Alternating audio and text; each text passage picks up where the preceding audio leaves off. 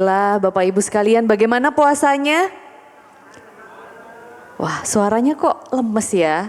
Emang sih ini jam-jam kritis sih, tapi nggak gitu juga dong. Ini semangatnya mana nih coba? Semangatnya mana ya Bapak Ibu?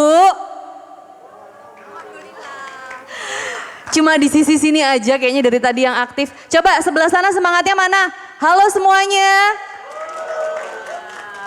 Yang tengah, yang tengah, yang tengah, halo semuanya. Sebelah kanan, halo semuanya. Semuanya dong semangatnya. Selamat berpuasa.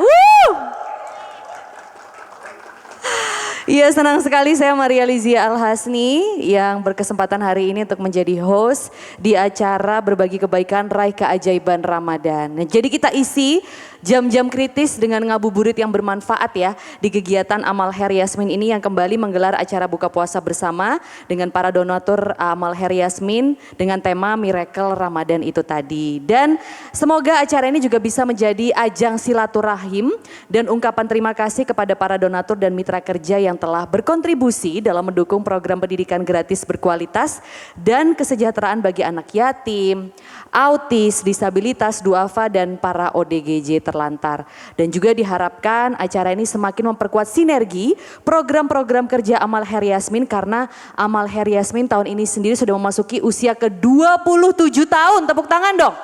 Luar biasa Amal Her Yasmin ini dengan berbagai program sosialnya yang insya Allah berdampak khususnya untuk perbaikan kualitas sumber daya manusia di Indonesia. Nah, sebelum kita memasuki ke acara lebih lanjut, kita akan dihibur dengan musik yang luar biasa dan suara yang mengagumkan dari Mas Panji Sakti. Selamat menyaksikan. Assalamualaikum warahmatullahi wabarakatuh.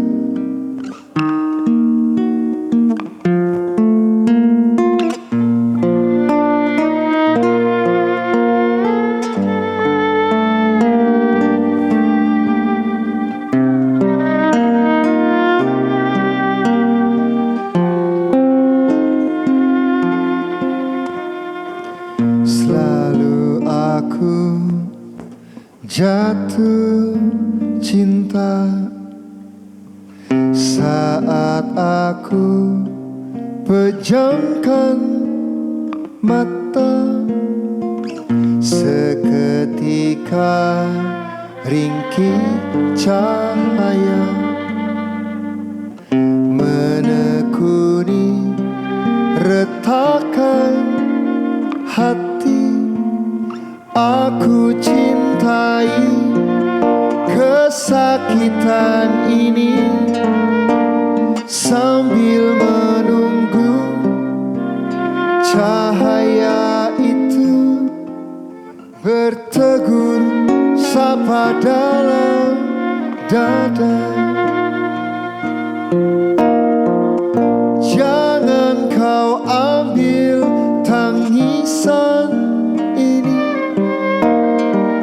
jika hanya ini yang kau bagi. Jangan keringkan air mataku jika dengannya ku bisa membacamu. Jangan kau ambil tangisan ini jika hanya ini yang kau bagi. Jangan keringkan air mataku jika dengannya ku bisa menatapmu. Jangan kau ambil tangisan ini jika hanya ini yang kau bagi. Jangan keringkan air mataku jika dengannya ku bisa bersamamu. Aku bisa bersamamu. Aku bisa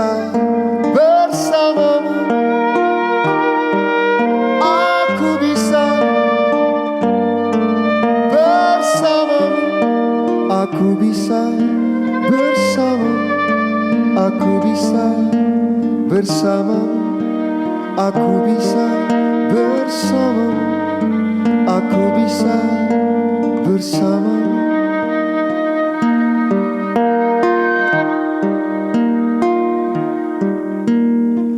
Selalu aku jatuh cinta.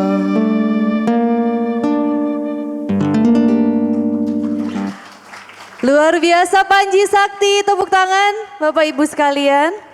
Seperti biasa musiknya selalu ya membuat kita mengiris hati begitu ya, luar biasa. Nah berikutnya seperti yang tadi sudah saya katakan bahwa Amal Hair Yasmin ini sudah berusia 27 tahun dan sudah banyak sekali program-program yang dilakukan. Tidak hanya untuk di kaum duafa, disabilitas, tapi juga yang paling banyak dilakukan adalah untuk perbaikan dunia pendidikan. Tidak hanya bagi anak-anak tapi juga kaum disabilitas dan lain sebagainya. Nah kita akan melihat bagaimana perjalanan Amal Hair Yasmin dalam sebuah video program Amal Hair Yasmin berikut ini. Selamat menyaksikan.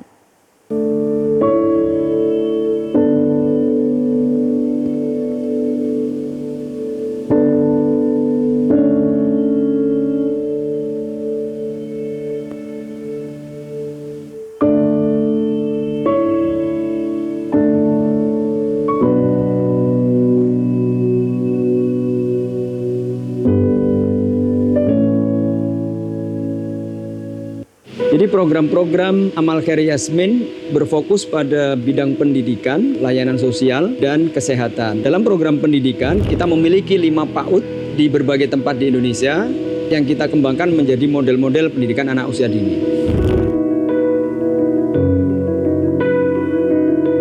Program lainnya adalah Sekolah dan Rumah Yatim Mizan, sebuah program yang terintegrasi antara sekolah berbasis IT dan berbasis karakter dengan pengembangan asrama yatim. Kita juga mengembangkan Sekolah Pintar Cendikia, sebuah sekolah yang berbasis IT dan bekerjasama dengan SMA Pintar Lazuardi. Kita sekarang ini sedang mengembangkan model-model training guru gratis. Nah, model ini bekerjasama dengan Aflatun Internasional. Yasmin juga mengembangkan model-model sekolah-sekolah alternatif. Salah satunya adalah SMK Agribisnis Hasan Mustafa. Prospek bisnis pertanian ke depan sangat penting karena pertanian bagaimanapun akan selalu dibutuhkan dalam sepanjang kehidupan manusia.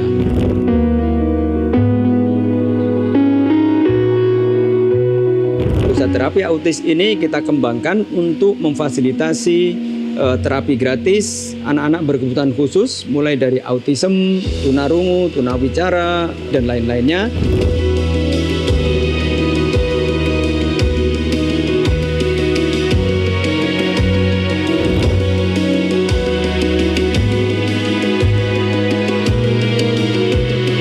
Banyak sekali ODGJ yang terlantar itu kita tampung di sebuah panti Darul Miftah Mulia bekerjasama dengan Yayasan Yasmin. Kita kembangkan untuk menjadi wadah bukan hanya rehabilitasi untuk orang-orang dengan gangguan jiwa, tapi juga memberikan keterampilan-keterampilan di bidang pertanian, di bidang bisnis untuk mereka nanti bisa kembali ke masyarakat dan keluarganya. Toko Barbeku sendiri merupakan penopang pembiayaan program-program sosial Yasmin sebagai social enterprise yang menjadi pionir bahwa menyumbang tidak harus berupa uang tapi bisa dengan berbagai cara, baik itu barang, tenaga maupun keterampilan-keterampilan yang dibutuhkan untuk program-program sosial Yasmin. Ya, Yasmin makin berkembang, makin bagus, terapisnya juga makin kompeten. Selama terapi di autis Yasmin, dia untuk makan kemandiriannya, untuk toilet training, dia mampu. Itu sudah bersyukur sekali. Setelah terapi di terapi Yasmin, anak saya lebih baik dalam bicara, dalam gerak, sama terapi saya juga bisa berinteraksi dengan baik juga. Pada akhirnya, Bapak dan Ibu, izinkan kami menyampaikan rasa syukur Alhamdulillahirrabbilalamin. 25 tahun ini Allah SWT memudahkan perjalanan Yayasan Amal Hair Yasmin bergandengan tangan dengan Bapak dan Ibu untuk membantu setiap bulan kurang lebih 1.500 penerima manfaat. Terima kasih, mudah-mudahan Allah SWT senantiasa memberikan kemudahan bagi kita semua, memberikan kesehatan pada Bapak dan Ibu dan keluarga, memberikan keberkahan atas apa yang Bapak dan Ibu salurkan kepada yayasan kami sebagai salah satu sumber kebahagiaan, yaitu memasukkan rasa bahagia kepada saudara-saudara kita yang membutuhkan.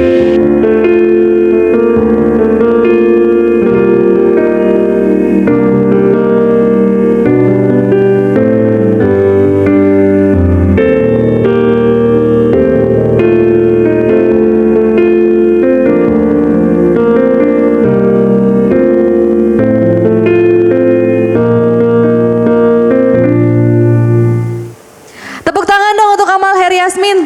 Luar biasa. Tapi videonya kayaknya boleh dibikin lagi nih, kayaknya 2 tahun yang lalu ya. Padahal udah 27 tahun umurnya.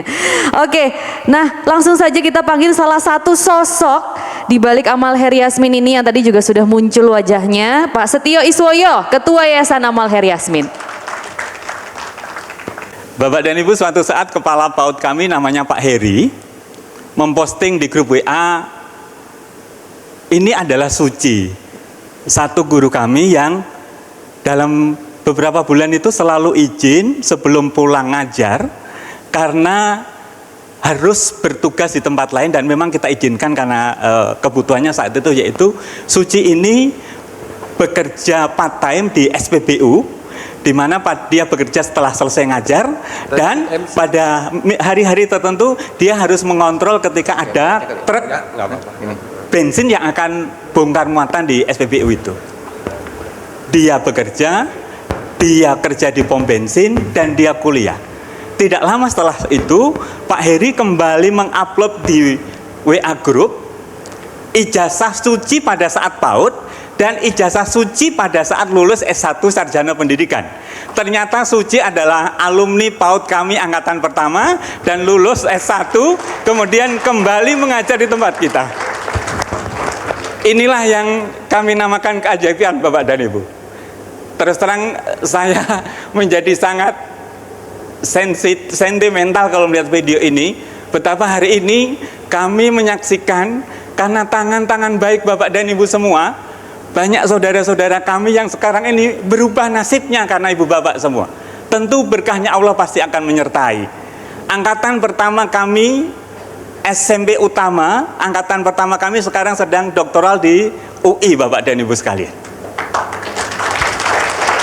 Angkatan keduanya ada satu yang selesai di ITB dan sekarang bekerja di perusahaan minyak internasional.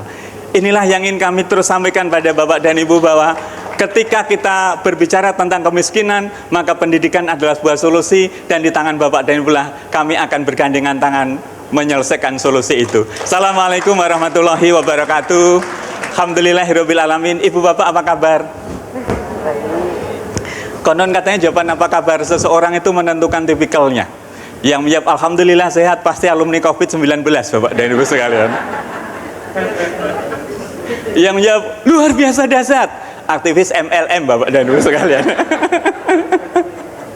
Mudah-mudahan senantiasa dalam keadaan sehat walafiat. Yang kami hormati Pak Haidar Bagir beserta Ibu dan keluarga, pembina yayasan kami, Pak Lukman Hakim Saifuddin, Menteri Agama kita periode 2014-2019, Mas Husin Ja'far, Mbak Ratesang, dan para donatur kami, Bu Hani dan Bu Fenti, donatur setia kita.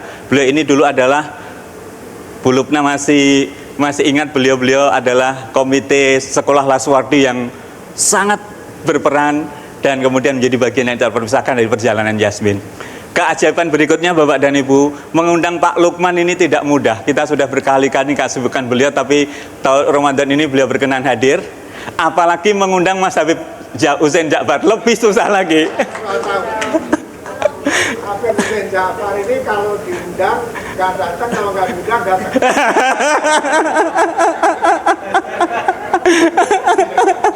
Jadi Mendekati wali. Jadi ketika kami usul ke Pak Haidar mohon Mas Husin Ja'far bisa hadir. 3 tahun berikutnya agendanya sudah keblok Pak Is katanya. Masya Allah, barakallahu ta'ala. Baik Bapak dan Ibu, Bapak dan Ibu, Ini pikir-pikir takut kualat.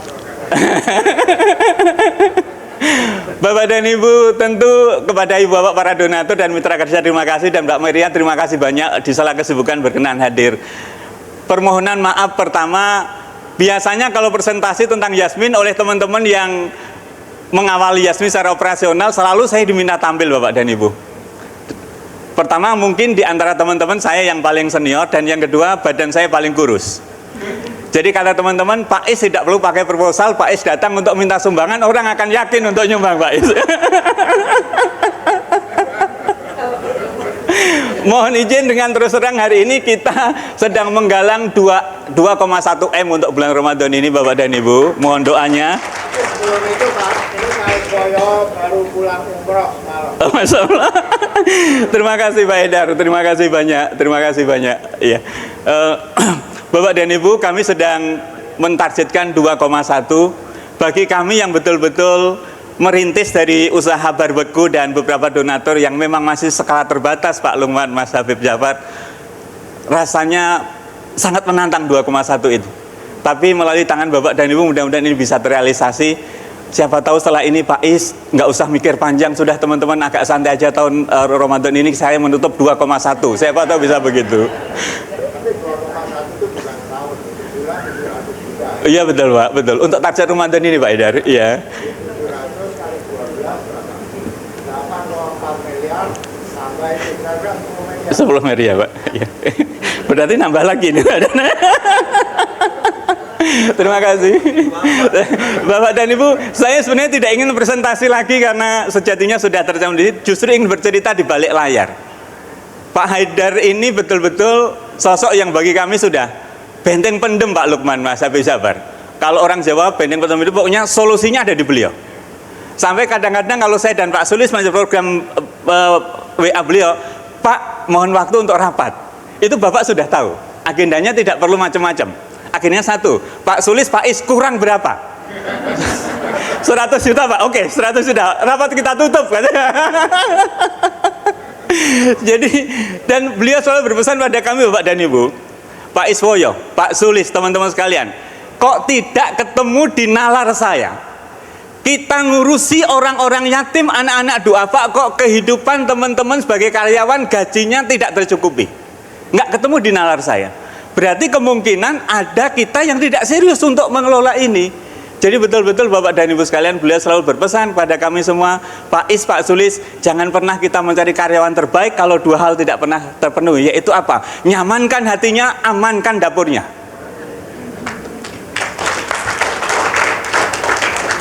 Nyamankan hatinya Pak Lukman, Mbak Sang, Mas Husein Jafar, ayo teman-teman, ini bagian dari dakwah, ini bagian dari pelayanan kita, pasti itu. Tapi ketika sekolah tidak bisa membayar, kontrakan karyawan tidak bisa membayar, maka izinkan Bapak dan Ibu sekalian, kami kemudian membawa toko barbeku supaya keuntungan dari usaha itu betul-betul dialokasikan untuk gaji karyawan. Karena kami agak khawatir kalau harus mengambil dana sosial itu pasti secara fikih dan regulasinya lumayan sulit, maka kami kemudian membangun toko barbeku ini Bapak dan Ibu supaya keuntungannya bisa digunakan untuk menggaji karyawan. Meskipun kami merasa masih jauh dari layak, tapi setidaknya Pak Idar selalu bersama pimpinan yang selalu berpesan supaya kesejahteraan teman-teman menjadi bagian yang tidak terpisahkan dari keberhasilan kita saat ini. Mohon doanya untuk itu. Nah Bapak dan Ibu, kalau kemudian Pak Is 2,1 M itu dari mana? Bapak dan Ibu, kami saat ini kemudian mengubah strategi. Kalau dulu kami bekerja secara mandiri, sekarang kami harus bergandengan tangan dengan banyak pihak. Misalnya Pak Idar selalu saja memberikan link-link lembaga-lembaga yang sebenarnya sudah punya pengalaman sangat banyak, punya praktek yang sangat keren, tapi tidak bisa berkembang karena finansial. Misalnya Bapak dan Ibu sekalian, ada rumah singgah Sani yang ada di Depok. Rumah singgah ini dikhususkan bagi anak-anak penderita kanker atau anak-anak penderita penyakit berat tidak menular. Di mana mereka kalau fisioterapi ke Darmais itu temnya lumayan pendek sehingga operasionalnya terlalu berat. Akhirnya ditampung di Depok, nanti pada saat jadwal fisioterapi kita antarkan dengan ambulan. Nah ini kami berdayakan di sana. Kemudian juga ada panti ODGJ Miftah Mulia yang ada di Bogor. Bapak dan Ibu, kemudian ada panti disabilitas Anugerah Cinta yang ada di Colomadu Karanganyar, Mas Zin. Ini juga kami bekerja sama. Kemudian juga ada FSG Family Support Group, yaitu dukungan sukarelawan ibu-ibu dari keluarga menengah ke atas yang memberikan pendampingan kepada keluarga-keluarga kurang mampu yang punya anak-anak yang menderita kanker. Mulai dari dukungan psikologis, penguatan mental, sampai pembiayaan yang dilakukan. Bekerja sama dengan Rumah Sakit Sarjito yang ada di Yogyakarta. Di Solo kami juga bekerja sama dengan Gaspol Rescue. Dari namanya menarik Bapak Ibu, Gaspol Rescue. Gaspol, satset gercep dasdes gaspol. Jadi kumpulan anak-anak jalanan yang ada di Solo, yang setiap ada kebencanaan pasti lari paling cepat untuk menjadi sukarelawan. Kami bekerja sama juga dengan mereka yang ada di Solo. Kemudian juga Bapak dan Ibu sekalian, di Bintaro ada ibu-ibu komunitas orang tua yang diberi putra-putri anak-anak berkebutuhan khusus yang punya kegiatan yang luar biasa tapi tidak berkembang karena tidak punya dana. I'm Start namanya. Nah, Pak Haidar kemudian meminta kami untuk bekerja sama dan bagaimana ini kita bisa menjadi jejaring yang semakin kuat. Nah, dari situ Bapak Ibu kemudian kami hari ini berencana mohon doa untuk bisa menyelesaikan banyak fasilitas untuk rumah ODGJ. Kami sedang membangun musola Bapak dan Ibu karena kebutuhan spiritual dan melatih mereka untuk mengenal Allah SWT dengan segala keterbatasan menjadi kebutuhan yang utama. Kemudian juga ingin membangun fasilitas fisioterapi di rumah Pusat Terapi Autis Yasmin, dan juga sedang membangun asrama Sekolah Pintar Indonesia, sebuah sekolah berasrama setingkat SMA yang diberi penguatan digitalisasi dan penggunaan teknologi dalam pembelajaran. Dan yang terakhir Bapak dan Ibu, kami bekerja sama dengan komunitas Tanoker yang barangkali Habib Hussein sudah pernah ke sana, di mana pemberdayaan lansia menjadi salah satu program yang utama. Lansia Bapak, komunitas lansia yang ada di Tanoker, Jember Bapak dan Ibu, yaitu sebuah kecamatan yang suami istri itu mayoritas menjadi TKI atau TKA, sehingga anak-anaknya itu diasuh oleh para nenek Bapak dan Ibu. Karena itu di sana ada mitra kami, Bu Cici Farha, yang bekerja bagaimana memberdayakan lansia itu pada usia produktif dan pendidikan. Nah, insya Allah kami akan bekerja sama dengan beliau. Dan tentu yang disampaikan oleh Pak Haidar tadi, kebutuhan biaya operasional untuk gaji guru-guru di luar gaji karyawan yang ada di yayasan kurang lebih 700 juta sebulan, mudah-mudahan ini bisa kami penuhi. Pada akhirnya Bapak Ibu terima kasih sekali lagi untuk kehadirannya. Mudah-mudahan presentasi singkat ini bisa membuka pemikiran kita semua, membuka hati kita semua, dan sekaligus membuka rekening Bapak dan Ibu. Terima kasih. Assalamualaikum warahmatullahi wabarakatuh. Waalaikumsalam warahmatullahi wabarakatuh. Terima kasih Pak Setia Iswoyo. Terakhir kayaknya yang paling penting ya, membuka rekening dompet dari Bapak Ibu sekalian ya, untuk terus membersamai amal Heri Yasmin yang sudah berusia 27 tahun ini. Oke Bapak dan Ibu sekalian, nah kita akan kembali dihibur dengan suara emas dari Mas Panji Sakti. Jadi selamat menyaksikan.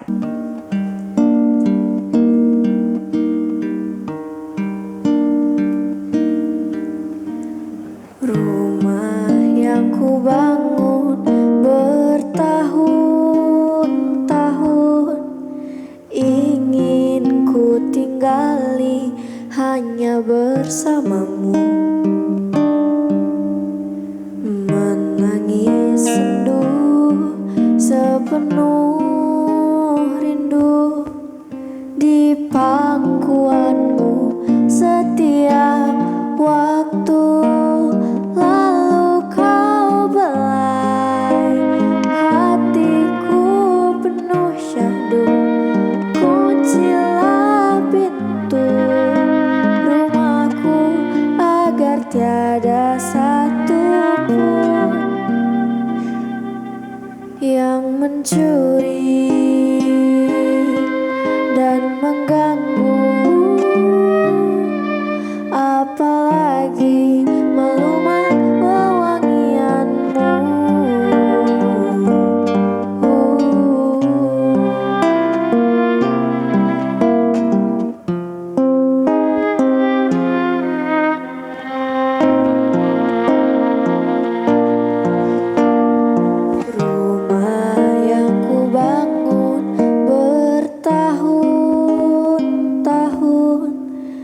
Ingin ku tinggal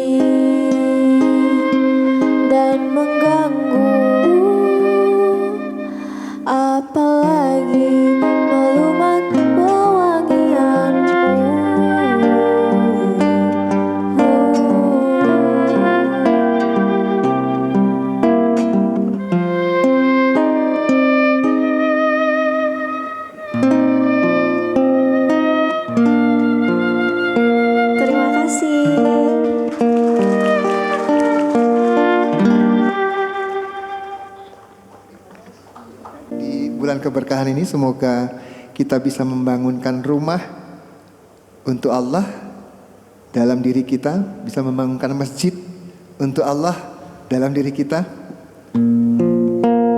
dan bisa mengosongkan diri kita untuk biar Allah saja yang menempati.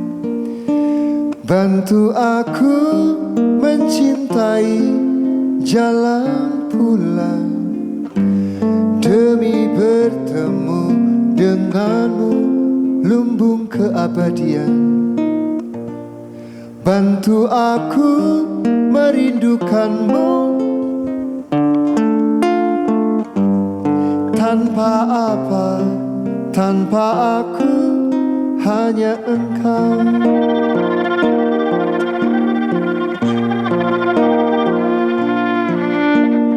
Demi jiwaku yang ada dalam genggamanmu,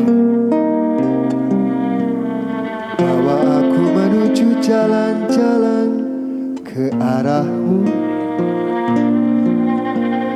Demi kekeringan yang melanda kampung halamanku, beri aku benih yang tumbuh di jari manismu. Bantu aku mencintai jalan pulang demi bertemu denganmu lumbung keabadian. Bantu aku merindukanmu tanpa apa, tanpa aku, hanya engkau.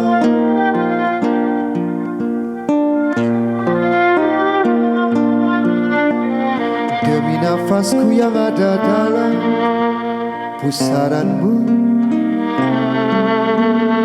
bawa aku menuju tebing pendakianku. Demi syahdu teduh dan sedihnya tatapanmu, beri aku curahan yang membukukan rindu.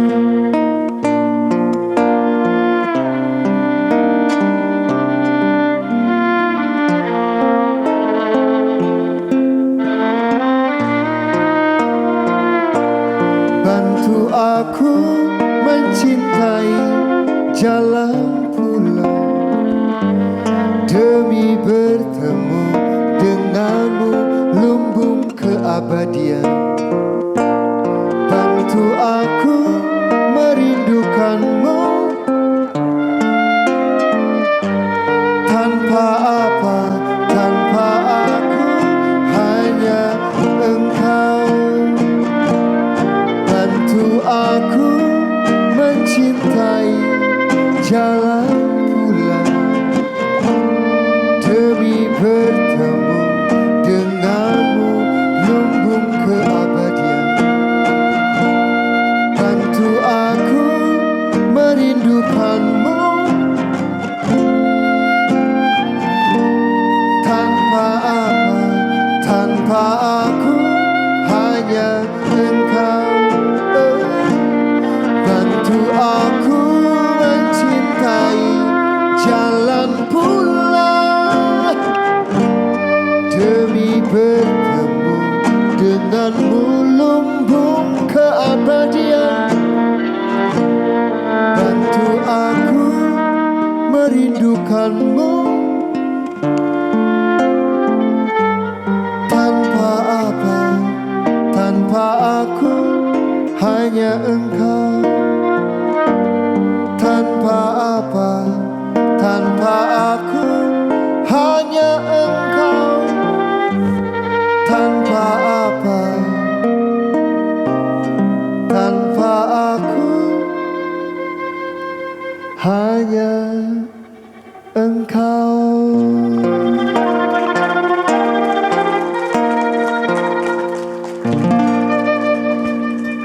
Terima kasih, jazakumullah khairan. Wassalamualaikum warahmatullahi wabarakatuh. Waalaikumsalam warahmatullahi wabarakatuh. Kita akan berbincang-bincang bersama dengan beberapa narasumber hebat Dan kita akan menggali bagaimana berbagi ini tidak hanya dari filsafat Islam, tidak hanya secara Al-Quran, tetapi juga lebih dari itu, bagaimana ini sebenarnya bisa membantu perekonomian negara kita yang tercinta ini.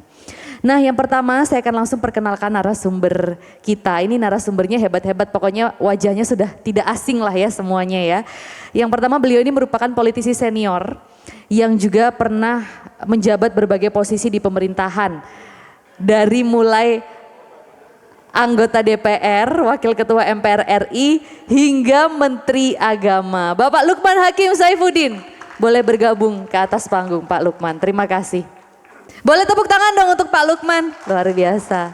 Berikutnya kita juga kedatangan tamu spesial yang kata Kak Haidar tadi, ternyata kalau diundang nggak datang, kalau nggak diundang malah datang ya. Baik, nah beliau ini ahli dalam keilmuan Al-Quran dan tafsir, namun tidak ragu mendakwahkannya dengan cara kekinian sehingga digemari oleh anak-anak muda. Kita langsung panggil Habib Gaul Husein Ja'far Al-Hadar, silahkan. Dan tentunya kita juga akan panggil salah satu sosok di balik amal Heri Yasmin yang juga luar biasa. Beliau merupakan seorang filantropis, penulis, pengusaha, dan sekaligus presiden direktur dari Mizan Group. Kak Haidar Bagir, silahkan Kak. Ya sudah, kalau gitu saya langsung izin bergabung ke atas panggung juga bersama dengan narasumber-narasumber kita. Oke Kak Haidar, tepuk tangan dong buat Kak Haidar juga. Oke, baik. Mengapa kita harus saling berbagi? Nah, mengapa itu? Semua tuh kalau dimulai dari why, dari kenapa itu baru nanti ketemu how-nya yang enak. Kata dosen saya dulu kayak gitu. Nah, jadi mungkin awalnya kita ingin tahu sebenarnya falsafah ajaran Islam tentang berbagi itu bagaimana sih? Nah, mungkin yang tepat menjelaskan ini adalah Kak Haidar. Silakan Kak. Ya, bismillahirrahmanirrahim. Saya sekali aja ngomong, setelah itu apa namanya, kan tadinya nggak ada tokoh-tokoh ini, kurang. Nah, pertama aja saya buka. Kita kadang lupa, saya termasuk kadang lupa, bahwa di dalam ajaran Al-Quran itu kan berbagi itu kan bersedekah, kita bilang ya, bersedekah. Itu ada hadis Nabi yang mengatakan as-sadaqatu burhan. Sedekah itu bukti. Bukti apa? Bukti keislaman kita, bukti keimanan kita. Sehingga dalam ayat Al-Quran dikatakan waman a'ta wattaqa wa saddaqa bil husna. Siapa ya, waman a'ta, siapa yang memberi, waman a'ta wattaqa, dan bertakwa, wa saddaqa bil husna, dan membenarkan tentang kebahagiaan yang bersifat ukhrawi, keimanan kepada Allah, ada kehidupan akhirat. Jadi dilihat situ, sedekah itu kan dari sodako sama. Di dalam ayat Al-Quran itu disebutkan wa saddaqa bil husna, dan membenarkan waman a'ta, siapa yang memberi sedekah, wattaqa wa saddaqa bil husna. Jadi sedekah itu adalah sebetulnya bukti keimanan. Dan Allah tidak bilang bahwa itu hanya ukhrawi. Ayatnya mengatakan fasayunassiruhu, saya selalu ini, kami sosial, fasanuyassiruhu lil yusra. Siapa yang memberi, bertakwa, dan membenarkan akan kehidupan yang di dalamnya kita akan beri imbalan atas semua yang kita lakukan, maka Allah akan membukakan jalan kemudahan bagi dia. Jadi sedekah ini dunia dan akhirat. Biasanya orang tua kita mengajarkan sedekah itu tolak bala. Itu betul. Nah, disambung ayat Al-Quran itu dengan waman bakhila wastaghna. Saya sambil ngingat-ngingat dan umur segini ini ayat Al-Quran yang dari kecil hafal, sudah mulai ini. Waman bakhila wastaghna wa kadzdzaba bil husna.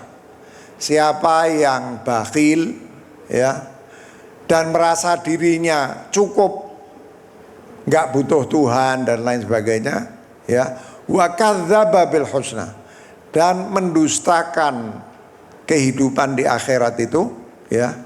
Lihat bahwa bakhil itu disamakan dengan mendustakan kehidupan akhirat, padahal esensi keimanan kita itu kan kepada sesuatu yang tidak duniawi dan datang nanti.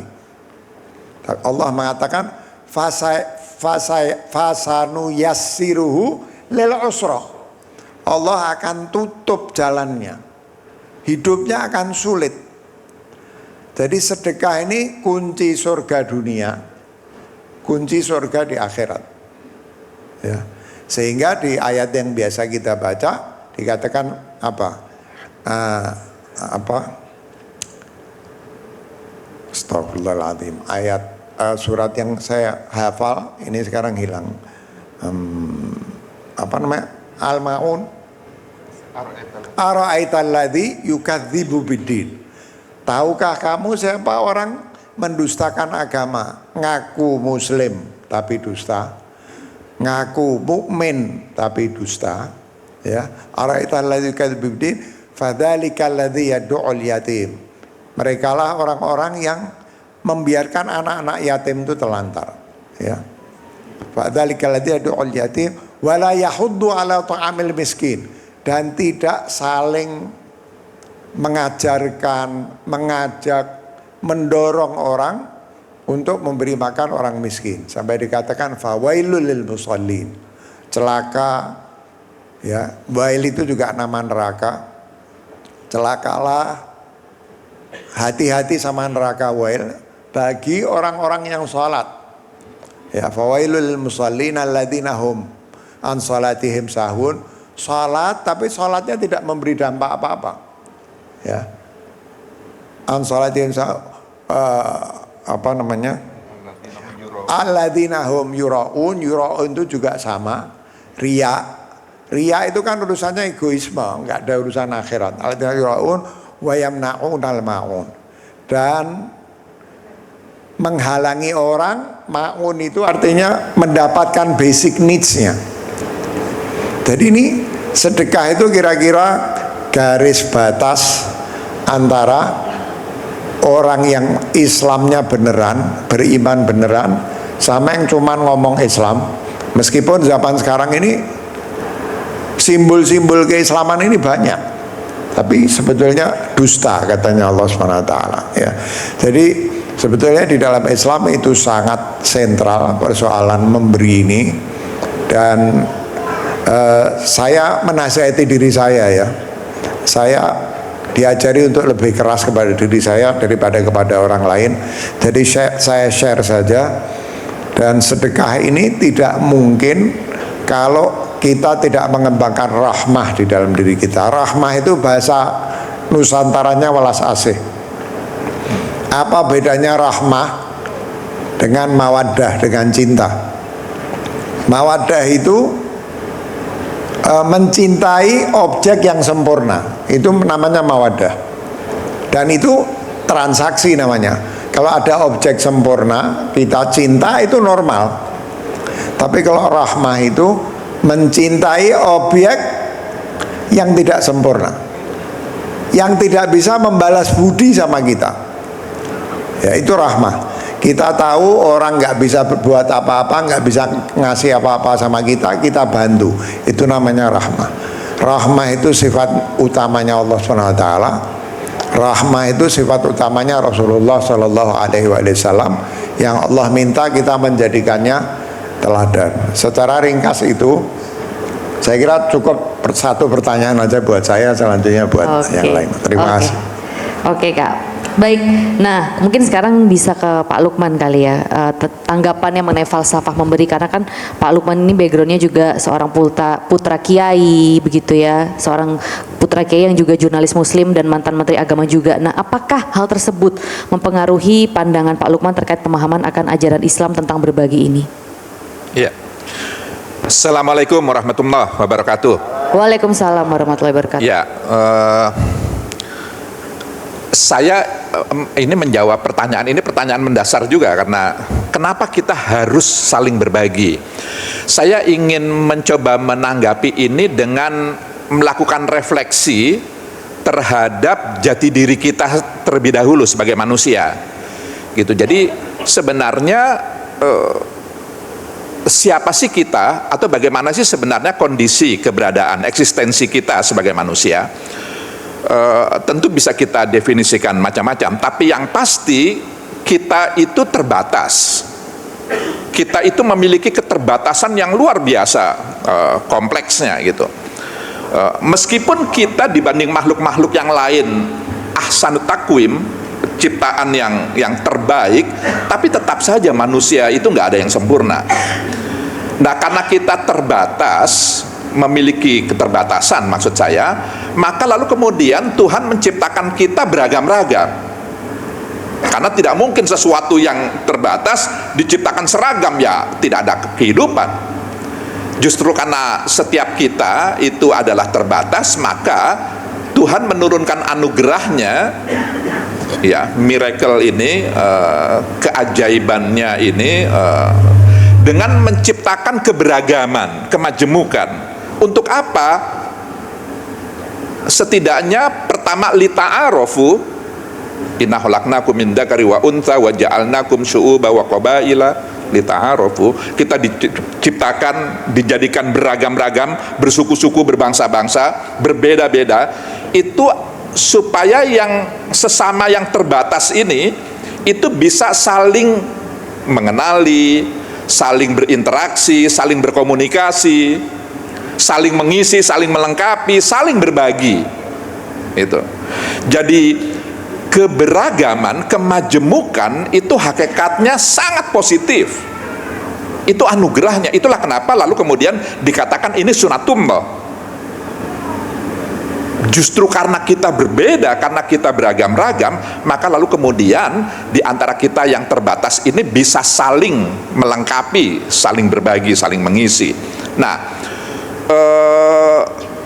jadi agama, tentu sependek pengetahuan saya, seterbatas pengetahuan saya, itu karena kita berbeda-beda, beragam-ragam, maka Tuhan menciptakan ajarannya, menurunkan ajarannya yang kita kenal sebagai hal-hal yang usuliyah, yang usuli, nilai-nilai universal, ajaran-ajaran yang inti, yang pokok, yang setiap kita sekeras, setajam, sebesar apapun perbedaan di antara kita, berbeda suku, berbeda etnis, berbeda ras, berbeda keimanan sekalipun, tapi semua kita direkatkan, dijalin, dirangkai, dirajut dengan nilai-nilai yang semua kita pasti ittifaq, pasti bersepakat akan kebenaran nilai itu.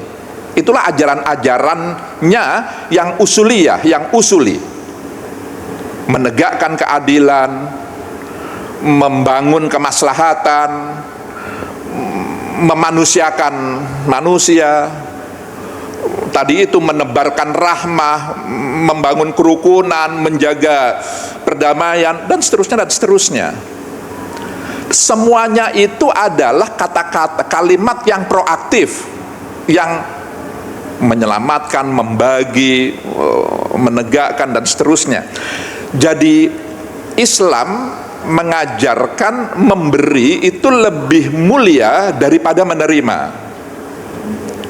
Ini di bulan Ramadan biasanya kita minta, menuntut, hormati orang yang berpuasa itu.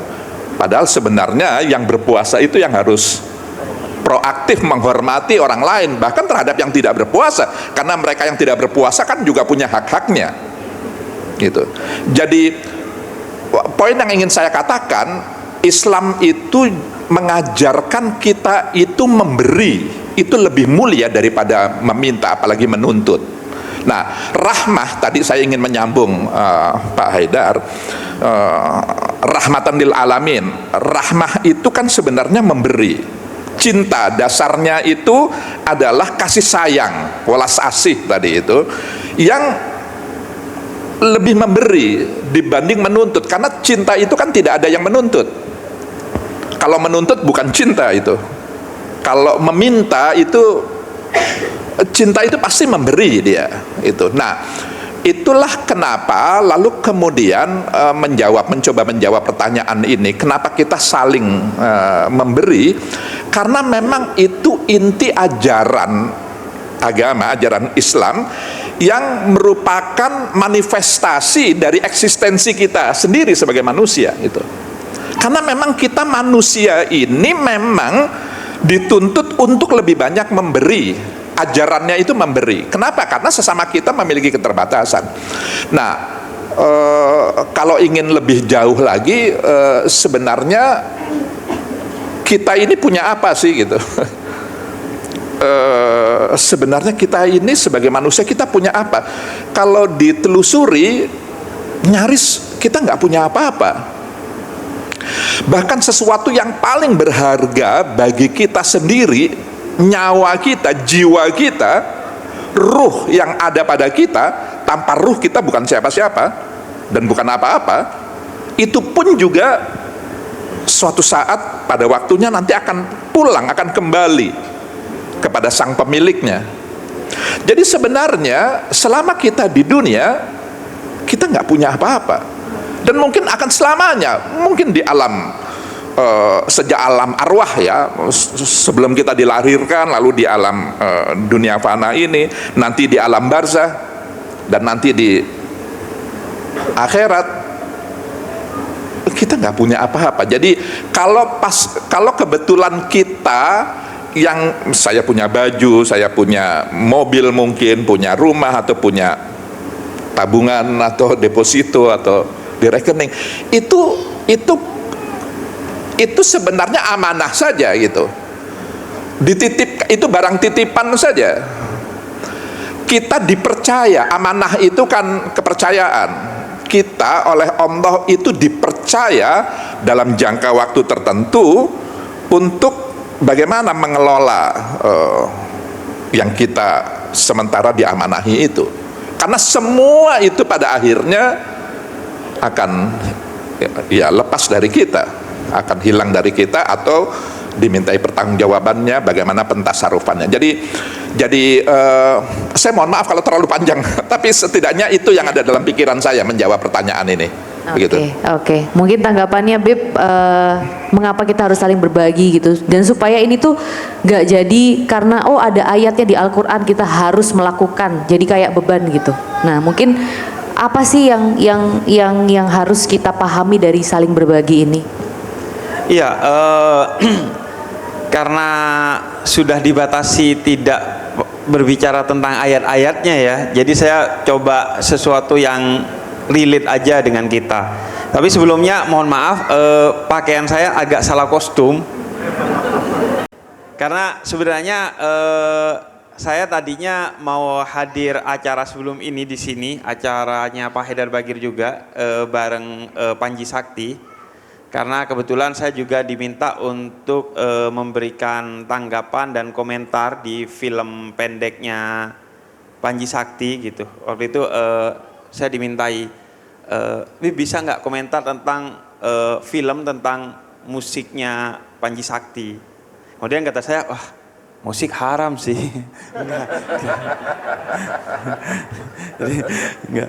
Jadi itu sebagai wujud terima kasih saya ke Panji Sakti yang telah menyadarkan kita bahwa musik itu halal, bahkan mengantarkan kita kepada Sang Maha Pengasih dan Penyayang. Nah, ngomongin soal berbagi, tadi Pak Haidar dan Pak Lukman udah menyampaikan banyak ayat, banyak hadis tentang berbagi. Saya mungkin lebih kepada kita itu memang didesain oleh Allah untuk menjadi pribadi yang mandiri, tapi tidak untuk menjadi pribadi yang sendiri. Mandiri itu sudah pasti. Bahkan tingkatan tertinggi seorang manusia melebihi Nabi dan Rasul itu adalah pribadi yang mandiri. Makanya di dalam ayat Isra Mi'raj, wah terpaksa saya bacain ayat dong. Tadi suruh jangan pakai ayat ini. Oke, di dalam ayat tentang Isra Mi'raj, Allah katakan bahwa Subhanalladzi asra bi abdihi. Allah menyebut Nabi Muhammad di sana dengan kata abdun, hamba. bukan rasul, bukan nabi. Kenapa? Karena tingkatan sebagai hamba yang independen, yang mandiri, yang berdaulat, itu adalah tingkatan yang bahkan lebih tinggi dari tingkatan nabi dan rasul, sehingga pujian Allah dalam aktivitas termulia yang pernah dijalani oleh Nabi Muhammad, yaitu Mi'raj, itu disebutnya abdun. Karena hamba yang mandiri, yang independen, itu adalah tingkatan tertinggi. Seorang sufi itu tingkatan yang ingin dikejar itu adalah menjadi hamba Allah, menjadi seorang yang mandiri, yang independen, yang dia hanya menjadi budak dari Allah, tidak menjadi budak korporat, tidak menjadi budak pemerintah, tidak menjadi bahkan budak dari dirinya sendiri, bahkan dilarang menjadi budak bagi orang tuanya. Seorang istri dilarang menjadi budak pada suaminya. Seorang rakyat dilarang menjadi budak pada pemerintah. Dia hanya berbakti kepada pemerintah, kepada suaminya, kepada orang tuanya, dan lain sebagainya. Budak hanya untuk Allah, dan itu tingkatan tertinggi, menjadi pribadi yang mandiri. Tapi kita tidak didesain untuk menjadi pribadi yang sendiri. Buktinya, saya sering tuh kalau di acara-acara yang tukang foto-foto kayak masnya itu kan, itu biasanya nanti ujung-ujungnya foto dengan saya, dia manggil tukang foto lain tuh, padahal dia tukang foto loh. Sehebat-hebatnya tukang cukur, itu cukurnya ke tukang cukur lain tuh, iya kan. Tukang pijat, dia kalau sakit punggungnya dia akan pijit ke tukang pijit lain, lah dia tukang pijat loh. Artinya sedari awal kita itu tidak dididik oleh Tuhan untuk hidup sendiri, tapi hidup bersama. Karena mustahil kita bisa hidup sendiri di muka bumi ini. Bahkan untuk urusan kita sendiri itu kita gak bisa sendiri. Itu cara Allah mengejek kita bahwa kamu ini hamba aja lah. Buktinya sehebat-hebatnya kita itu bahkan kita tidak bisa mencium siku kita sendiri itu. Tolong jangan dipraktekkan, karena akan terlihat bodoh sekali. Biar saya yang mempraktekkan, kita tuh gak bisa tuh. Artinya kita itu kepada sesuatu yang milik kita, bibir, dan milik kita, siku, itu gak bisa melakukannya sendiri. Itu kan cara Allah ngasih tahu bahwa sudahlah, hiduplah bersama, jangan hidup sendiri. Dan yang kedua sekaligus terakhir, walaupun banyak sekali ya, saya ingin ngasih bayangan gini ya. Dalam surat Munafikun ayat ke-10 itu Allah katakan, seandainya kita diberi waktu 1 detik saja setelah wafat nanti untuk kembali ke dunia, maka yang kita request kepada Allah bukan kembali ke rumah kita untuk bertemu dengan keluarga kita, bukan kembali ke kantor kita, bukan kembali kemana-mana, bukan kembali ke tempat wisata, tapi kembali ke ruangan ini di saat ini. Untuk apa? Untuk berbagi. Karena kata Allah, seandainya kamu diberi waktu setelah mati 1 detik untuk hidup kembali, maka yang kamu pilih adalah untuk kembali bersedekah kepada orang-orang yang membutuhkan. Bukan sholat, bukan puasa, bukan haji, tapi kata Allah sedekah. Itu kan puncak sindiran Allah bahwa sedekah itu sesuatu yang agung. Dan berbagi karena menyelamatkan kita bukan hanya di akhirat, tapi di dunia, seperti kata Pak Haidar tadi. Karena hubbud dunya, kata Nabi Muhammad, itu ra'sun kulli khati'atin. Cinta kepada dunia itu sebab ketergelinciran, sebab penyesalan, sebab kehancuran, sebab segala sesuatu itu cinta kepada dunia. Bahkan orang yang sukses itu kan orang yang bisa mengendalikan dunianya, bukan dikendalikan oleh dunia. Simbol dunia itu kalau ditubuhkan perut, makanya kita suruh puasa agar mengendalikan perut kita, bukan dikendalikan oleh perut kita. Apalagi orang Indonesia, orang yang sangat dikendalikan oleh perutnya. Makanya dia lapar ngamuk, kenyang bego dia. Itu orang Indonesia kan gitu, lapar dia ngamuk, kenyang dia bodoh kan. Dia dikendalikan oleh perutnya. Maka puasa mengajarkan kita mengendalikan perut kita, dan kekuatan utamanya adalah pada sedekah. Dan karena itu akan membuat kita tidak hina, membuat kita mulia. Dan puncak dari sedekah adalah simbol dari takwa. kalau kita berpuasa la'allakum tattaqun, agar bertakwa. Dan takwa itu kata surah Ali Imran adalah alladzina yunfikuna fis-sarra'i wad-dharra. Takwa itu adalah bersedekah bahkan kepada orang yang kamu benci dan membuatmu marah, bahkan meskipun kamu tidak lebih baik kondisinya dari dia. Alladzina yunfikuna fis-sarra'i wad-dharra. Bukan hanya dalam keadaan lapang, bukan hanya saat kamu kaya bersedekah, tapi saat kamu miskin kata Allah bersedekahlah. Zakat tidak semua kena. Zakat itu hanya golongan-golongan tertentu yang terkena zakat. Intinya orang kaya aja. Tapi sedekah kata Al-Quran, walaupun kamu miskin. Makanya dalam hadis kursi kata Allah, Allah membenci orang miskin yang pelit, yang bakhil. Tapi orang kaya yang bakhil Allah lebih benci. Allah mencintai orang kaya yang bersedekah, tapi orang miskin yang bersedekah Allah jauh lebih cinta. Itu kata Allah dalam hadis kursi. Maka karena itu sedekah itu menjadi sesuatu yang agung yang kita sangka diberikan kepada orang lain, padahal kata Al-Quran, in ahsantum ahsantum li anfusikum. Kebaikan yang kau lempar keluar itu sebenarnya adalah lemparan ke dalam dirimu, bahkan berkali-kali lipat, hingga 700 kali lipat dalam salah satu ayat Al-Quran yang lain. Kira-kira itu yang menjadi sebab kenapa kita harus berbagi dalam hidup ini. Oke, Beb. Nah, baik, kembali lagi ke Pak Lukman sekarang. Kalau kita berbicara mengenai pengalaman Pak Lukman dulu ya, di Kementerian Agama itu kan memang ada Direktorat Zakat dan Wakaf. Nah, apa strategi yang Pak Lukman terapkan sebagai Menteri Agama dalam hal ini, khususnya dalam peran memberantas kemiskinan? Apakah tadi pandangan-pandangan pribadi yang sudah Pak Lukman sampaikan sebelumnya itu mempengaruhi hal ini? Ya. Wah, ini pertanyaan ketika saya masih menjawab. Oke, jadi zakat dan wakaf itu ya. Memang fungsi negara ini menariknya, saya sedikit ingin menjelaskan konteks negara Indonesia dalam hubungan negara dengan agama gitu. Umumnya di banyak negara di dunia itu kan polanya dua.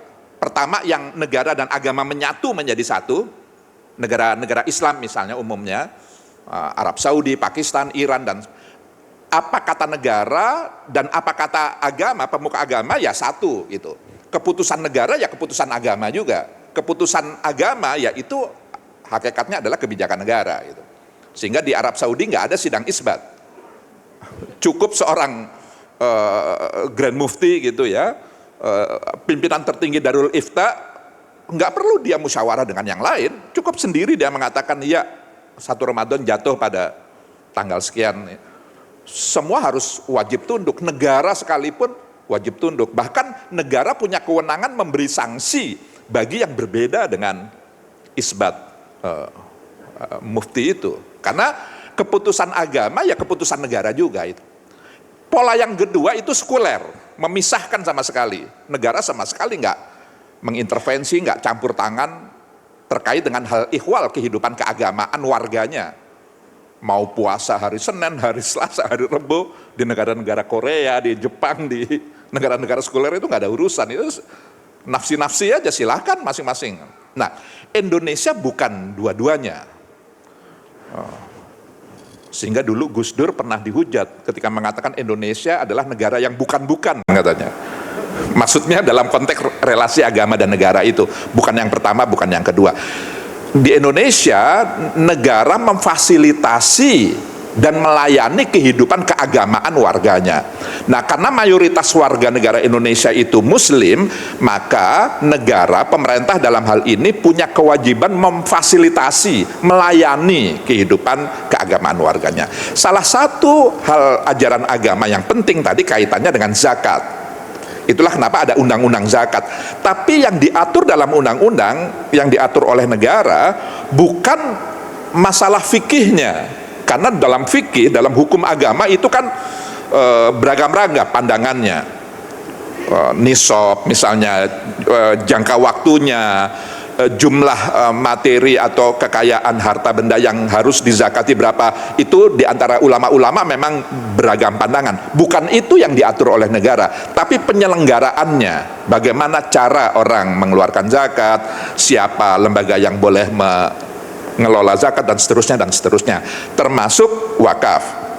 Nah, begini, wakaf itu menjadi penting dan lebih strategis karena wakaf itu berbeda dengan sedekah. Kalau sedekah itu kita bisa ke perorangan kepada siapa saja, dan yang kita sedekahkan itu bisa apa saja, barang apa saja yang punya yang maslahah begitu ya, yang punya kebermanfaatan. Bahkan yang habis pakai kita sedekah makanan bisa. Tapi kalau wakaf itu adalah barang yang punya jangka panjang, nilai kebermanfaatannya, kemaslahatannya itu relatif lebih panjang, tidak habis pakai. Itu misalnya rumah diwakafkan, kendaraan diwakafkan misalnya, dan bangunan, tanah, dan seterusnya. Jadi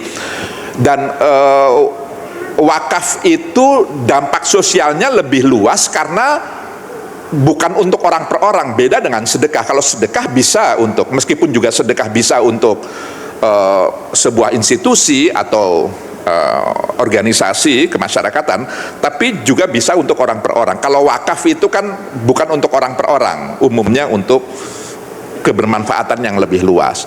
Nah, pengalaman saya ya memang begini, bangsa Indonesia umumnya dibanding bangsa-bangsa lain itu memang punya semangat filantropis, semangat untuk berbagi itu. Dan ini karena kita diuntungkan dengan ajaran leluhur kita. Hampir semua etnis, semua suku bangsa kita punya local wisdom berbagi itu sebenarnya.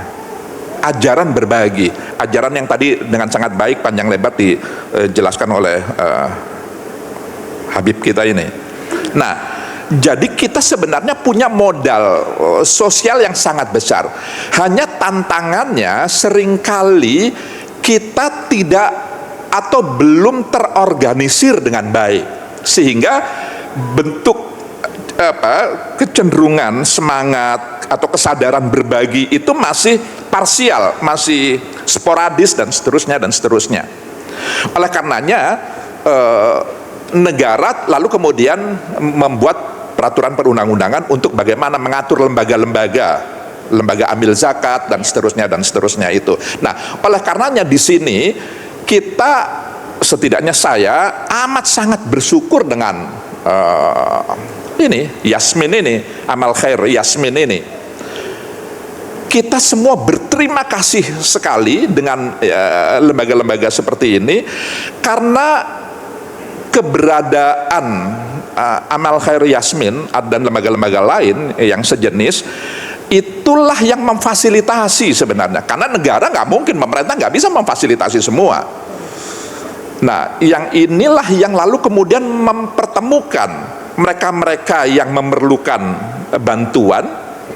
Tentu mereka sangat terbantu karena mereka memerlukan bantuan, tadi sudah dipaparkan videonya, tapi juga membantu kita sebenarnya para donatur, karena kita butuh wadah, butuh institusi, butuh lembaga, butuh organisasi yang bisa mengelola sebagian tadi harta benda yang diamanahi oleh Allah tadi itu. Karena pada hakikatnya kita tidak memiliki apa-apa, pada dasarnya kita hanya diamanahi saja. Itu yang lalu kemudian ketika kita ingin mentasarufkan, ada lembaga yang relatif lebih profesional, lebih baik. Setidaknya bantuan kita bisa punya dampak yang lebih luas, lebih berjangka panjang dari sisi dimensi waktu, sehingga lalu kemudian lebih maslahah. Nilai kebermanfaatannya itu lebih baik, kualitasnya lebih baik dibanding kalau saya secara perorangan saya nyumbang personal sendiri-sendiri secara sporadis dan parsial seperti tadi itu. Nah, jadi kembali kepada pertanyaan tadi itu, sebenarnya pemerintah mencoba memfasilitasi, melayani penyelenggaraannya, sementara teknis berapa jumlahnya, kalau zakat nisabnya itu berapa, haulnya sudah mencapai dari durasi waktunya atau tidak, ya itu masing-masing diserahkan kepada setiap kita, karena pandangan ulama memang beragam-ragam. Nah, lembaga-lembaga seperti Amal Khair Yasmin ini pun juga bisa memberikan penjelasan, pencerahan kepada kita tentang keberagaman pandangan dalam hal ini. Jadi lagi-lagi seperti yang saya ingin sampaikan tadi itu, perbedaan itu bukan untuk memisah-misahkan kita, apalagi kemudian saling memperhadapkan, apalagi kemudian saling membentur-benturkan. Tapi perbedaan itu sebenarnya anugerahnya, cara Tuhan untuk lalu kemudian memberikan kemudahan kepada kita. Setidak-tidaknya ada opsi di situ, ada pilihan-pilihan.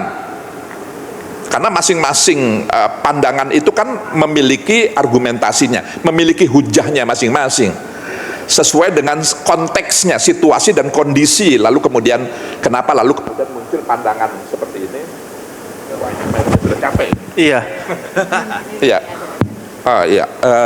Jadi poin yang ingin saya sampaikan, keragaman pandangan terkait dengan zakat, wakaf dan yang lain sebagainya itu sebenarnya memperkaya tidak hanya perspektif kita, tapi juga pilihan-pilihan. Sehingga karena setiap kita tadi itu berbeda-beda, konteks kita tidak sama, situasi dan kondisi ekosistem kita nggak sama setiap kita. Itulah fikih lalu kemudian memberikan kekayaan. Jadi bukan untuk dibentur-benturkan perbedaan mazhab, perbedaan pandangan, enggak. Itu kekayaan hazanah, sehingga lalu kemudian kita dimudahkan dan memiliki opsi. Begitu. Baik, oke. Terima kasih Pak Lukman penjelasannya. Bib, nah sekarang ke Habib nih. Apa pandangan Habib sendiri mengenai sebuah informasi yang mengatakan bahwa saling berbagi ini bisa memberantas kemiskinan begitu. Jadi bisa membantu mengatasi kemiskinan. Padahal kalau kita lihat memang struktur ekonomi itu memang ada yang memiskinkan gitu. Belum lagi pejabat-pejabat yang korupsi dan lain sebagainya. Nah kalau Habib sendiri bagaimana menilai hal ini? Iya, problem kita di Indonesia dan di beberapa negara lain itu kemiskinan bersifat struktural. Sehingga penyelesaian terhadap kemiskinan dia harus juga bersifat struktural, tidak bisa bersifat sporadis seperti yang tadi disinggung oleh Pak Lukman. Karena kemiskinannya itu bersifat struktural, maka penyelesaiannya juga struktural. Kesalahan mengamati masalah akan menghasilkan kesalahan juga memformulasikan solusi. Nah, kita memiliki kemiskinan itu yang sifatnya struktural. Bahkan saya seringkali mengkampanyekan, gini aja lah, buat kita yang masih muda, yang masih mau mulai bekerja, itu gak usah mikir nanti bikin yayasan atau menjadi donatur dari sebuah yayasan. Bekerja aja secukupnya, sesuai dengan kebutuhan, bukan untuk memenuhi keinginan, apalagi kemewahan dan kelucuan tuh. Karena orang sekarang beli barang hanya karena lucu aja tuh. Sesuai kebutuhan aja. Anda gak usah mikir untuk nyumbang, gak usah mikir untuk bikin yayasan. Anda dari muda bekerja hanya untuk memenuhi kebutuhan saja, itu berarti Anda sudah berbagi dengan orang lain. Karena sisa dari pekerjaan yang tidak Anda kerjakan karena itu sudah cukup, maka itu akan menjadi lapangan kerja bagi orang lain. Masalah kita itu seringkali orang kemudian memperkaya diri hingga mengambil apa yang menjadi hak orang lain, dan ketika kaya dia tobat, kemudian dia berbagi kepada orang lain. Padahal mending dari awal dia gak usah mengambil sesuatu yang bukan kebutuhannya, apalagi yang bukan haknya. Seperti kata Mahatma Gandhi, dunia ini cukup bagi semua orang yang tidak serakah, tapi tidak cukup bagi segelintir orang yang serakah. Nah, problemnya akhirnya kemiskinannya struktural. Karena itu, saya selalu mendorong di mana-mana. Saya katakan, yang paling berhak kata Nabi atas kebaikan kita itu orang-orang dekat kita. Wal aqrabuna aula bil ma'ruf. Maka atas apa yang mau kamu sedekahkan, pertama berikan ke orang-orang terdekat kamu. Tadi Pak Lukman menyinggung, ada beberapa yang sifatnya sporadis. Saudara kita yang miskin, utamakan. Tetangga kita yang miskin, utamakan.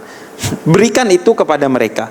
Setelah itu mungkin 10, 20, 30% dari harta yang mau kita bagikan kepada orang lain. Selebihnya 70, 80 dan 90% itu menurut saya wajib melalui lembaga.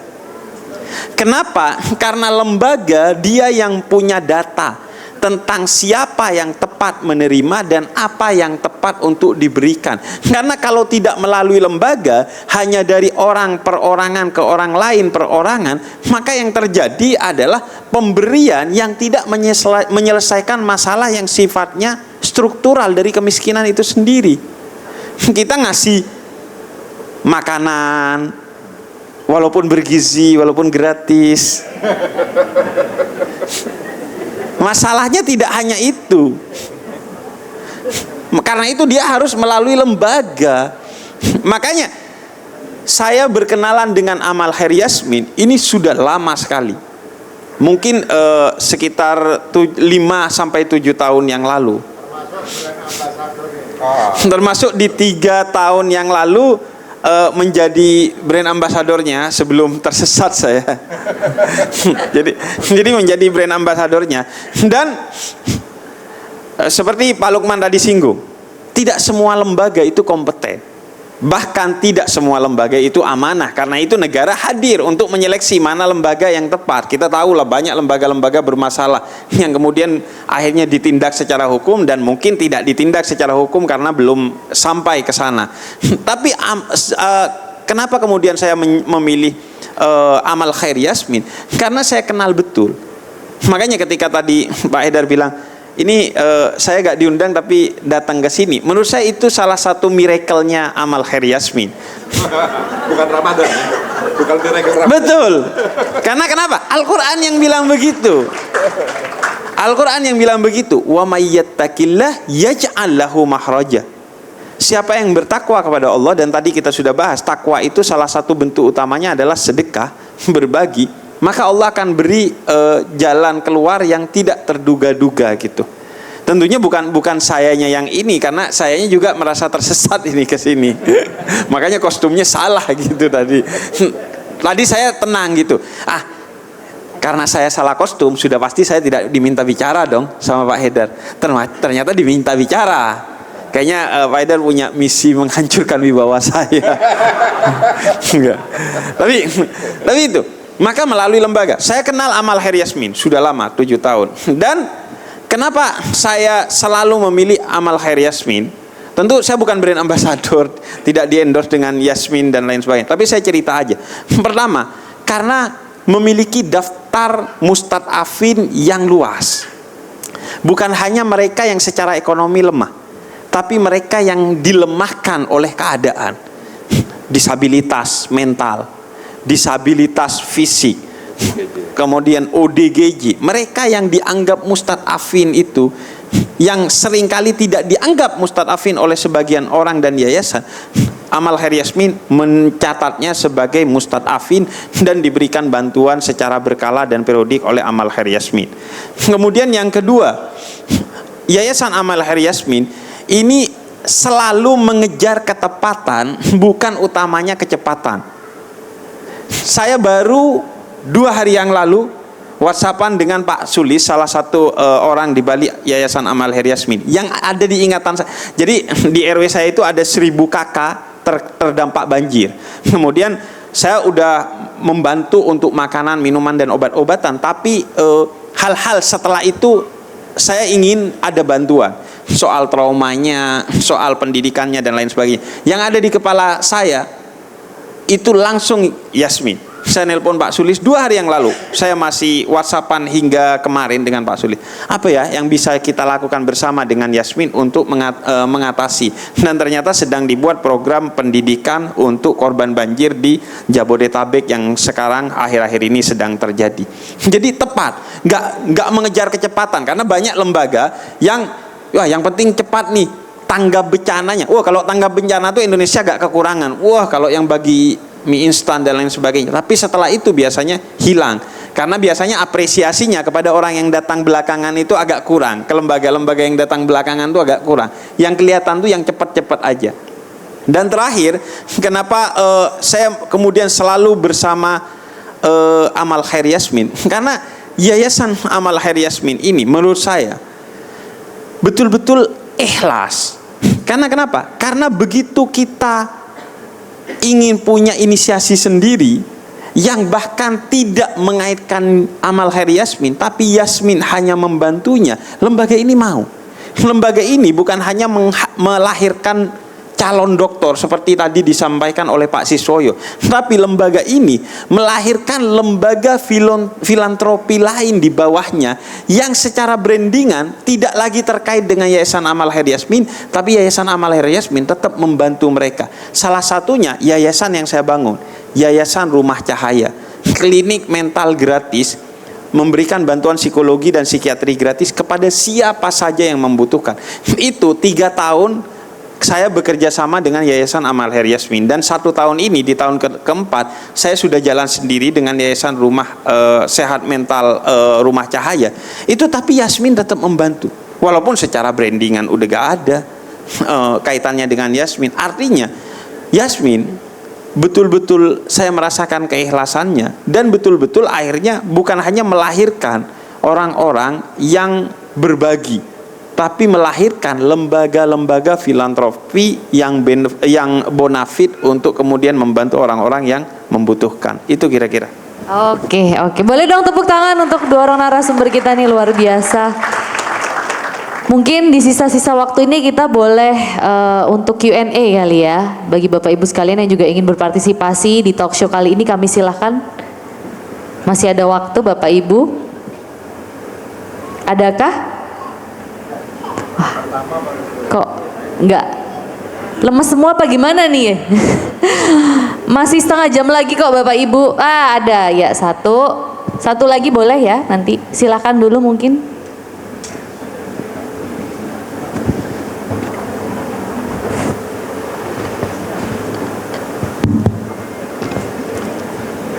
Boleh acungkan tangan lagi Mbak biar panitianya tahu. Nah, ada 2, udah langsung ada 2.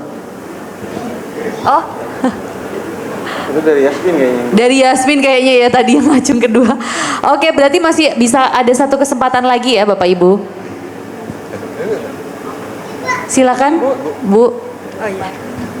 Assalamualaikum warahmatullahi wabarakatuh. Saya Mia dari Jakarta Timur. Izin bertanya kepada Ustadz. Ustadz Habib. Ustadz yang industri atau gak industri Bu? Saya nggak tahu. Gak apa-apa, nanya dulu aja Bu. Ya, Habib Jafar. Tadi yang berkaitan dengan masalah sodakoh, ketika kita muda, kita kan tadi cari uang aja dulu gitu kan, dimana kita mindsetnya tuh ketika kita harus punya mindset yang baik untuk bersedekah tadi kan, untuk lebih ke diri kita dulu. Nah, ketika kita memahami tadi masih kurang untuk sedekah ke luar, apakah akhirnya kita jadi terbatas untuk sedekah, atau memahaminya bagaimana ketika kadang kan ada orang yang julid gitu ya, oh lo bisa sedekah tapi utangnya masih ada, atau misal bisa sedekah tapi orang tuanya diterlantarkan. Nah, itu bagaimana memanage dari makna sedekah itu sendiri supaya kita bisa semuanya dapat gitu. Ya, Assalamualaikum warahmatullahi wabarakatuh Ustaz. Waalaikumsalam, makasih Mbak Nia untuk pertanyaannya. Silakan Beb, mungkin boleh langsung dijawab. Ada zakat, ada infak, ada sedekah. Zakat itu sifatnya barang dan hukumnya wajib. Penerimanya juga telah ditentukan 8 asnaf. Kemudian ada infak, hukumnya sunnah, penerimanya bebas, bentuknya harta. Ada sedekah, penerimanya bebas, sifat hukumnya sunnah, dan bentuknya tidak mesti harta. Apa saja Nabi katakan, tabassumuka fi wajhi ahika lakas sadaqah. Kamu tersenyum kepada orang lain itu sedekah. Bahkan sedekah termulia, kata Allah dalam salah satu hadis qudsi, adalah idkhalus surur fi qalbil ikhwan, membahagiakan hati orang-orang yang rapuh, yang sedih, yang hancur.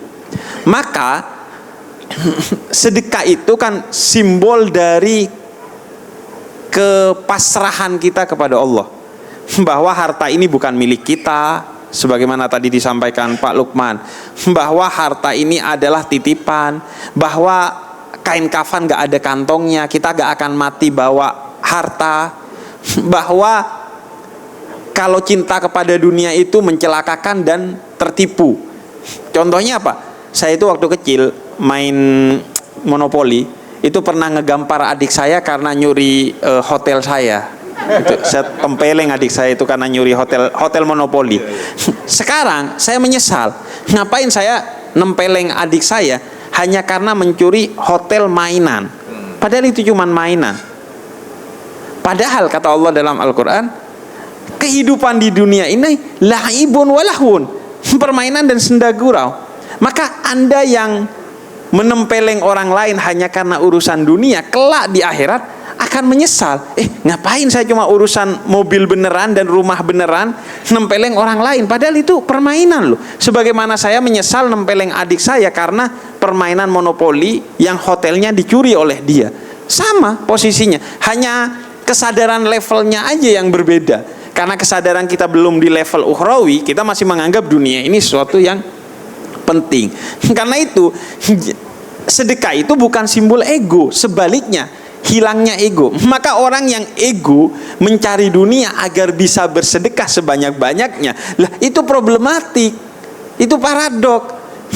Oh, saya nyari harta sebanyak-banyaknya biar mudah bersedekah, hingga kemudian nggak nyisain buat orang lain, apalagi mencuri harta orang lain. Lah itu sebaliknya dari sedekah. Sedekah itu justru hilangnya ego. Maka bekerjalah secukupnya, selebihnya untuk bersedekah. Belum tentu juga sampai tua itu. Belum tentu juga sampai tua. Bahkan mungkin belum tua sudah mati. Belum tentu juga gak mati bisa menikmati. Berapa banyak orang yang kaya tapi keluarganya hancur, anak-anaknya hancur, kemudian bahkan gak bisa makan manis-manis tuh karena sudah diabetes. Makan kacang dia udah asam urat. Iya, bahkan saking kolesterolnya bukan makan daging, nonton podcast yang daging aja dia kolesterolnya kambuh tuh. Saking kolesterolnya itu udah nonton podcastnya Pak Haidar, wah kambuh kolesterol saya. Kenapa? Karena podcastnya Pak Haidar daging semua gitu. Apa maksud saya? Saya sering tuh, saya gak bilang bahwa saya orang baik, tapi saya dididik oleh ayah saya secara baik. Ayah saya 40 tahun tidak pernah bekerja yang aktif. Dia hanya punya sarang burung walet. Selebihnya 40 tahun menjadi pengabdi bagi satu yayasan di kampung saya, namanya Yayasan Al-Khairiyah, pendidikan, dakwah, sosial dan budaya. Saya setiap hari melihat ayah saya itu bawa mainan satu mobil, tidak ada satupun yang untuk saya. Oh, ini untuk yayasan, untuk anak-anak yatim, untuk anak-anak ini, untuk anak. Sehingga saya itu pemandangannya ayah saya yang selalu berbagi. Dan dari sana alhamdulillah kesadaran saya tumbuh bahwa memang ya apa yang diharapkan dari dunia ini, apa yang indah dari dunia ini, pada akhirnya la'ibun walahun, hanya senda gurau, permainan. Sehingga sudah sepatutnya, maka gak usah berpikir oh gimana agar sedekahnya banyak. Sedekah banyak jenisnya, yang terpenting adalah membahagiakan hati orang lain, tidak menyakiti hati orang lain tentunya. Tapi kalau ada harta ya berbagi dengan harta, karena kalau tidak bubar acara hari ini gitu. Kalau dijulitin gimana Beb? Kalau dijulitin tadi katanya. Oh dijulitin, wah gak ada. Saya itu pernah WhatsApp salah seorang artis besar yang sedang haji waktu itu. Saya dorong dia untuk nge-share pengalaman hajinya. Dan tiba-tiba si artis ini dikeroyok sama netizen. Karena dianggap haji itu kok di-share-share lah, itu gak baik lah. Padahal yang nyuruh saya, dan akhirnya saya belain, saya dikeroyok juga sama netizen. Tapi kan saya gak peduli dengan netizen. Netizen Indonesia itu kan sebenarnya netizen ya, netizen yang kayak jin itu. Saya gak peduli, karena kenapa? Kita berada di era di mana kemaksiatan itu dipromosikan. Kita ada di era di mana kemaksiatan itu dimarketingkan. Judi online itu ada marketingnya. Bahkan kita ada di era di mana kemaksiatan itu dimarketingkan secara ilegal pakai agama. Itu banyak video-video saya promosi judi online. pakai AI itu. Jadi seolah-olah saya ngajak orang judi online. Kalau kemaksiatan sebegitu kerasnya mempromosikan dirinya, kenapa ketaatan malu-malu untuk mempromosikan dirinya? Kenapa ketaatan takut dengan julidnya orang lain, sedangkan orang yang mempromosikan kemaksiatan itu jelas-jelas dijuliti oleh Allah dan Rasulnya. Jelas-jelas itu gak ridho Allah dan Rasulnya. Kenapa kita khawatir? Makanya Quran jelas katakan bahwa intubdus sadaqati fani immahiyah. Kalau kamu mempertontonkan sedekahmu, gak apa-apa kata Al-Quran. Justru kadang wajib mempertontonkan sedekah. Di era sekarang bagi saya wajib. Saya kemarin zakat sedekah ke korban banjir, saya videoin tuh. Saya videoin tapi pakai kamera belakang. Jadi baru kemudian saya gini. Saya liatin wajah saya. Halo. Jadi wajib bagi saya. Gak perlu takut julid dan wajib mempertontonkan sedekahnya. Bahkan kalau Yayasan Amal Khair Yasmin wajib. Kalau Yayasan Amal Khair Yasmin gak pernah mempertontonkan sedekahnya, Anda curiga dong. Kemana duit saya ini kan? Dalam beberapa hal sedekah itu wajib. Kalau saya dalam semua hal sekarang harus. Gak peduli dengan julitan itu. Julitan itu mah urusan dia dengan Allah. Urusan kita dengan Allah adalah mempertontonkan sedekah kita agar menjadi sedekah tambahan, ngajak orang lain akhirnya untuk bersedekah.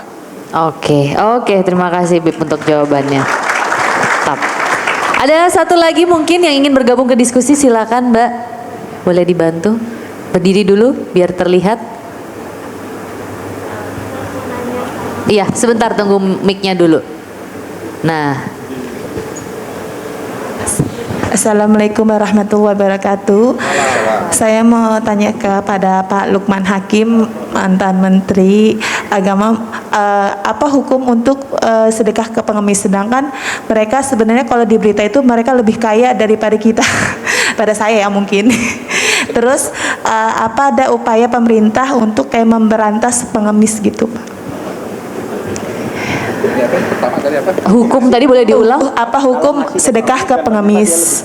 Oh, ya. Hukum ngasih sedekah kepada pengemis. Ya, terus yang kedua apa upaya pemerintah untuk memberantas pengemis gitu. Sedangkan pengemis itu sebenarnya dia lebih kaya di kampungnya. Iya, gitu. kan memang mereka tuh ada semacam jaringan ya, bahkan kan kadang suka pura-pura bawa anaknya dikasih obat tidur tuh. Itu pernah tuh ada liputan Itu khususnya gimana? seperti itu tuh. Pak Lukman salah dengar tadi, memberantas komunis katanya. Pengemis. Bukan masih komunis ini tadi. Disangkanya. Jadi komunis katanya. Pengemis. Iya. Iya, begini. Terima kasih Pak Lukman. Memang sekarang ini ada bukan fenomena lagi, banyak kenyataannya pengemis ini diorganisir ya. Iya. Sehingga kita sulit membedakan ini betul-betul orang kekurangan butuh atau ini hanya tipu-tipu saja gitu. Gimik kalau kata bahasa zaman begini, dulu saya menghadapi dilema yang serius karena saya pernah dulu baca Bantuan yang Mematikan, ada sebuah buku para kalangan aktivis NGO dulu tahun-tahun 80-an 90-an itu cukup populer dengan buku itu. Banyak sekali sebenarnya bantuan-bantuan asing itu yang sebenarnya mematikan kita, dunia yang belum berkembang ini, yang masih terkebelakang gitu. Tapi jadi begini, apakah kalau saya membantu itu benar-benar membantu si penerima dan lalu kemudian maslahah, atau bantuan kita justru memanjakan mereka lalu kemudian menimbulkan mudarat bahkan itu. Memang selalu ada pertanyaan seperti itu. Begini, akhirnya saya mendapatkan jawaban dari seorang ulama, begini saja, kembali kepada diri kita sendiri. Kalau kita sadar dan kita tahu betul bahwa yang kita bantu itu adalah rekayasa, itu ya, wah ini pengemis yang kita tahu, oh dia diturunkan dari sebuah mobil lalu kemudian dipakaiankan, kita sudah tahu, ya jangan diberi karena kita tahu persis. Tapi kalau itu hanya sekedar dugaan, kita nggak tahu, maka ajaran agama mengajarkan kedepankan husnuzon, berbaik sangka. Artinya ini memang ya kan kita menghukumi sesuatu yang lahir, kita nggak tahu dibalik yang lahir itu. Nahnu nakumu bidoahir kan. Yang kita hukumi itu adalah yang kita tahu lahiriahnya. Akan halnya dia menipu atau kalau kita nggak tahu, kecuali kalau kita tahu betul, maka jangan dibantu. Ajarannya seperti itu. Tapi kalau kita nggak tahu, ya sudahlah. Karena sedekah itu, tadi itu ajarannya, sedekah itu sebenarnya tidak hanya semata membantu yang bersangkutan, yang membutuhkan, tapi juga membantu kita. Dengan kita bersedekah itu lalu kemudian ada rasa tadi itu kepuasan tersendiri. Kan sedekah itu kan definisinya membahagiakan orang, membuat orang itu senang, bahagia, tidak susah dan seterusnya. Itu kan sesuatu yang menyenangkan kita. Kecuali ada orang yang senangnya bikin orang susah, ini lain lagi gitu. Ada juga orang yang, tapi kan, nah oleh karenanya tadi menarik, saya ingin melanjutkan. Jadi settingan kita sebagai manusia, default factory setting manusia itu kan diset, Allah menciptakan dan menjadikan kita, pasti kan ada tujuannya, nggak begitu saja. Apa tujuan Allah menjadikan manusia? Dua. Sebenarnya satu, tapi lalu kemudian orang seringkali memisah, padahal itu bukan dipisahkan, itu satu kesatuan aja. Kita itu untuk menghamba kepada Allah tadi sebagai Abdullah. Wa ma khalaqtul jinna wal insa illa liya'budun. Liya'budun pakai fiilnya itu kata kerja. Beribadah itu harus ada progresnya, bukan sesuatu yang statis.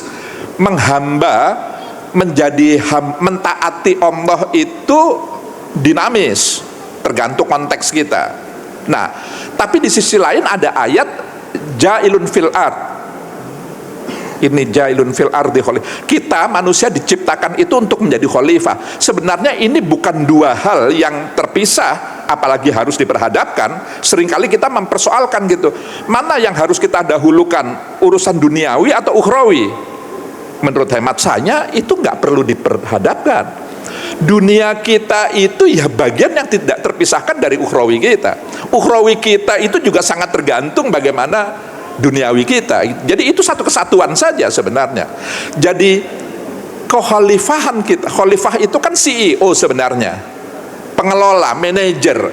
Setiap kita itu oleh Allah diciptakan sebagai manajer, memanage alam semesta ini. Itulah kenapa kita dituntut mengelola tidak hanya sesama manusia, tapi juga flora fauna, binatang, tumbuh-tumbuhan, semua isi dunia ini itu. Nah, itu adalah manifestasi wujud pengejawantahan dari ketaatan kita kepada Allah. Jadi bentuk ketaatan kita kepada Allah itu wujudnya adalah kita mengelola alam semesta ini dengan memegangi nilai-nilai ajarannya. Nah, oleh karenanya memberi itu adalah settingan kita. Setiap benda itu oleh pabriknya dibuat dengan tujuan tertentu. Mikrofon ini kan pasti ada tujuannya. Bisa sih mikrofon ini untuk misalnya apa ya, untuk kalau ada paku gitu, untuk mukul-mukul paku, bisa untuk. Tapi itu bukan tujuan dari mikrofon itu diciptakan. Gelas itu ada tujuannya. Tapi bisa sih kita mandi pakai gelas, bisa nggak? Bisa mandi pakai gelas, atau nyirami kebun yang luas pakai gelas bisa. Tapi bukan itu, akan melahirkan problem-problem tersendiri kalau segala sesuatu digunakan di luar tujuan awalnya. Gitu. Nah, manusia oleh Tuhan diciptakan tujuan awalnya itu untuk menjadi manajer sebenarnya, pengelola alam semesta ini. Maka setiap pengelola itu selalu dia memberi. Karena dengan memberi, maka semua akan mendapatkan. Karena yang mengemban fungsi khalifah itu kan tidak hanya 1-2 orang, setiap manusia, setiap kita. Jadi rumusnya sederhana saja. Kalau setiap kita saling memberi, maka semua kita akan mendapatkan. Karena semuanya saling memberi, maka semua akan mendapatkan. Tapi sebaliknya, kalau setiap kita hanya menuntut, semua kita hanya meminta, maka tidak ada satupun yang mendapatkan. Itulah kenapa ajaran agama itu indah sekali. Memberi itu harus lebih dikedepankan. Tangan di atas itu jauh lebih mulia daripada tangan di bawah. Karena tadi itu rumus sederhananya. Semua kita akan mendapatkan kalau setiap kita itu saling memberi. Tapi sebaliknya, nggak ada yang mendapatkan di antara kita kalau semua kita saling menuntut, saling meminta. Jadi semangat ini yang ingin saya sampaikan. Oleh karenanya, kembali kepada pertanyaan tadi itu, kalau sudah memberi, ya sudah, ikhlas tadi. Ya sudah, mau ini disalahgunakan, mau ini manipulasi dan seterusnya, itu urusan dia dengan Tuhannya. Tapi kita itu memberi. Lain soal kalau kita betul-betul tahu bahwa pemberian kita ini mudorot, menimbulkan sesuatu yang negatif. Kecuali kalau kita betul-betul yakin, maka jangan. Karena kita sudah tahu madorotnya. Mencegah keburukan itu harus didahulukan dibanding kalau kita mau mendapatkan manfaat. Tapi kalau hanya sekedar dugaan, kita nggak tahu, kedepankan berbaik sangka. Baik, oke, baik. Boleh tepuk tangan untuk dua narasumber kita tadi. Sesi Q&A sudah selesai. Mungkin boleh closing remarks kali ya, karena sudah mau mendekati berbuka puasa. Oh boleh, Kak Haidar mau ikut closing remarks. Masih 20 menitan lagi sih ya. Sekarang iya betul, jam 6 lewat maghribnya ya, agak lama ya. Oke, mungkin closing remarks yang pertama boleh dari Pak Lukman dulu lagi deh, nggak apa-apa. Enggak, ini terakhir penutup. Closing. Mungkin saya manfaatin closing ini untuk sedikit menambah tadi jawaban tentang pengemis ya. Simpelnya, saya itu orang yang jarang melakukan sedekah di jalanan tuh. Makanya orang pengemis tuh kalau ngelihat saya berharap, wah ini pasti duit gede nih, kata dia kan.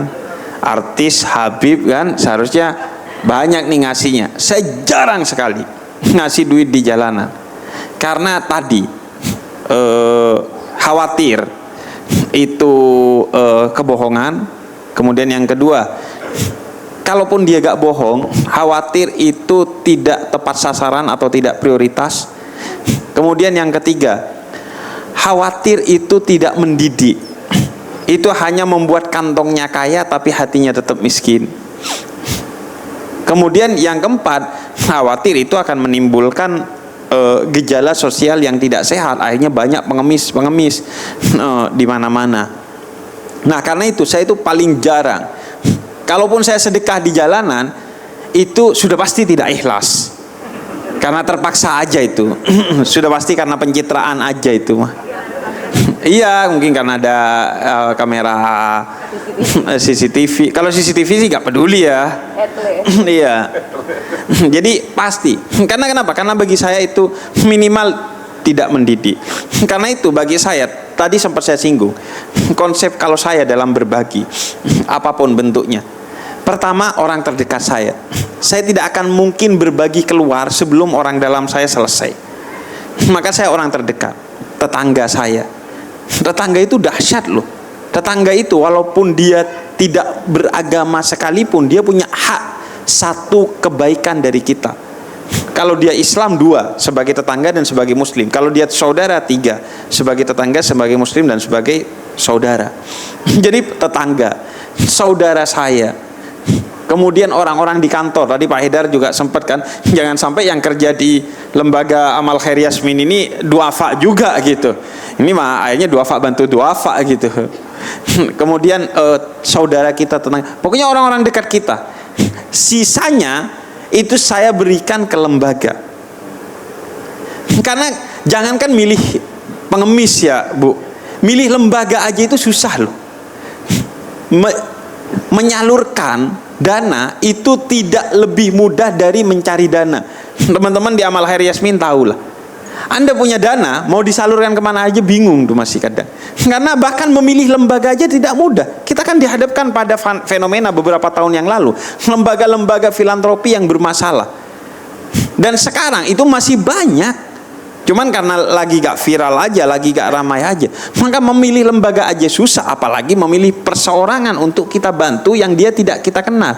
Kalau saudara tetangga kan kita kenal, oh ini pasti butuhnya ini, selesai. Makanya saya di luar itu, saya serahkan kepada lembaga. Salah satunya adalah Amal Khair Yasmin untuk menjadi penyalur sedekah, zakat, wakaf, infak, dan hadiah yang ingin saya keluarkan. Karena mereka punya daftar, bukan hanya orangnya, tapi apa yang dibutuhkan, yang sifatnya mendidik, yang sifatnya konstruktif, membangun mereka, dan sifatnya mengeluarkan mereka dari kemiskinan yang sifatnya struktural. Bukan hanya menyelamatkan nyawa mereka, tapi mendidik mereka agar bapaknya miskin secara struktural karena tidak sekolah, maka anaknya dididik untuk bersekolah agar tidak mewarisi dan melanjutkan kemiskinan ayahnya yang terjadi bukan karena gak kerja. Orang yang kerja, yang deril pengusaha itu justru yang di bawah tuh. Itu petani, nelayan, itu deril pengusaha, tiap hari berusaha itu. Justru yang kita sebut pengusaha itu sebenarnya gak usaha-usaha banget dia mah. Hidupnya di meja, cuman tanda tangan doang dan lain sebagainya. Makanya mereka itu bukan gak berusaha, tapi kemiskinan itu struktural di Indonesia. Nggak bisa dengan Anda berbagi makanan, Anda berbagi ini itu. Makanya melalui lembaga. Makanya kuncinya bagi saya, selebihnya dari orang yang saya tidak kenal, saya sedekahnya lewat Yasmin atau lembaga-lembaga lainnya, agar tepat sasaran dan tepat apa yang diberikan sehingga menyelamatkan dia dari kemiskinan yang sifatnya struktural. Itu kalau dari saya. Terima kasih, semoga manfaat. Oke, terima kasih Bib. Pak Lukman mau menambahkan untuk sedikit closing remarks. Saya singkat saja, Pak Haidar lebih banyak. Begini, menurut saya kebaikan itu harus dijaga, dipelihara dan dirawat supaya kebajikan itu maslahah begitu ya. Nah, oleh karenanya kita bersyukur sekali ada Yasmin ini, Amal Khair Yasmin. Jadi, dan saya pribadi amat sangat berterima kasih kepada Bapak Ibu sekalian selaku donatur, orang yang memberikan kontribusi. Maka andai pun kita belum berkesempatan bersedekah dalam bentuk harta misalnya, setidaknya mari kita doakan. Mudah-mudahan orang seperti Pak Haidar, ini duta dan pengelolaan itu Mas, Pak Ismoyo, Pak Sulis dan semua kita ini perlu bersinergi untuk bisa terus menjaga kebersinambungan kebaikan ini. Jadi setidak-tidaknya bantulah dengan doa. Mudah-mudahan keberadaan yayasan ini tetap bisa terjaga dan terus bisa memberikan keberkahan bagi kita semua. Demikian. Oke, baik. Terima kasih Pak Lukman. Kak Haidar, sedikit closing remarks. Mengapa kita harus saling berbagi? Atau ini? Ya, masih. Ya, karena sudah telanjur jadi pembicara, sebelum ditutup saya ikut bicara sedikit. Menurut saya di samping tindakan bersedekah yang kita lakukan, kita juga perlu terlibat di dalam pengembangan budaya memberi ini ya. Saya bukan ahli tafsir, tapi dari beberapa yang saya baca dalam surat Al-Ma'un itu, ara'aita alladzi yukadzibu bid-din fadzalikal ladzi yad'ul yatim wala yahuddu ala ta'amil miskin. Itu wala yahuddu ala ta'amil miskin. Kenapa Allah SWT menyisipkan kata yahuddu? Yahuddu itu artinya mendorong, mengajak ya, menciptakan budaya memberi. Kita ini kadang-kadang tidak sadar, kitanya bersedekah, tapi kita tidak ngajarin anak-anak kita bersedekah misalnya. Anak-anak kita diajarinya apa? Belajar yang bagus. Nanti supaya kalau seleksi masuk SMP kamu dapat Kamu masuk SMP, kamu dapat SMA paling baik. Nanti kompetisi lagi SMA, masuk perguruan tinggi lebih baik. Nanti kompetisi lagi, masuk perusahaan yang paling baik, supaya kamu dapat duit banyak, jadi orang sukses. Kita kadang tidak sadar, kitanya sedekah, tapi kita tidak mengembangkan kultur sedekah itu di dalam keluarga kita. Ya, saya bukan ngomong bahwa sekolah yang kami kembangkan, di sini ada istri saya, pendiri sekolah itu tagline-nya itu Global Compassionate School. Sekolah berwawasan global yang menekankan pada compassion, pada sikap welas asih. Jadi tadi sudah banyak disampaikan oleh Pak Lukman, oleh Habib Hussein Ja'far, bahwa sedekah itu sebetulnya tadi di awal juga saya sampaikan itu faktor yang paling penting dalam menentukan kebahagiaan anak-anak kita. Saya suka mengatakan kalau di sekolah itu, Bapak Ibu ini sekolahkan anak di sekolah kami itu Lazuardi, bayarnya tidak murah, biar apa? Biar sukses. Iya, oke. Sudah sampai di situ saya bilang. Sukses itu buat apa? Kalau kita kejar, semua orang tua itu pasti bilang ingin anaknya bahagia. Kesalahannya itu menganggap bahwa kalau anak kita sukses pasti bahagia. Belum tentu. Sukses itu ada 3, ada namanya better success, orang sukses dan ketika sukses malah stres. Ada namanya yang kedua itu toxic success, sukses tapi bikin orang lain susah, itu juga nggak bakal bahagia. Yang terakhir itu yang disebut meaningful success, sukses tapi kesuksesan itu memberi kebahagiaan. Antara lain apa? Dengan cara membiasakan kepada anak kita budaya memberi. Jadi jangan suruh anak kita sukses terus menjadi orang individualistis, duitnya banyak, hidupnya nggak bahagia. Mending kalau nggak bahagia di dunia aja. Kalau orang nggak mau sedekah, tadi sudah dikatakan apa? Allah SWT sudah mengatakan siapa yang bakhil dan merasa dirinya cukup lalu mendustakan